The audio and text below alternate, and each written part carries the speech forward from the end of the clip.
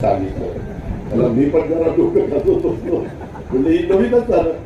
म्हणलं दादा तुमचं दुसरं एक चुकतं. म्हणलं काय रे?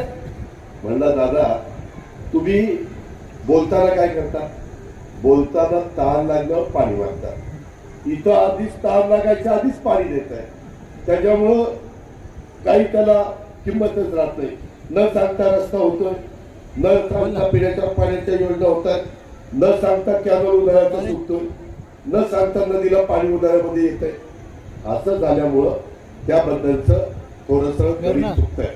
आता ठीक आहे, त्याचा विषय होता, परंतु मी आपल्याला सगळ्यांना सांगेन या 5 वर्षाच्या कारकिर्दीमध्ये 2 वर्ष करोना विरोधी पक्षात असताना पण बारामतीचा बस डेपो केला की नाही? नंबर 1चा आहे की नाही?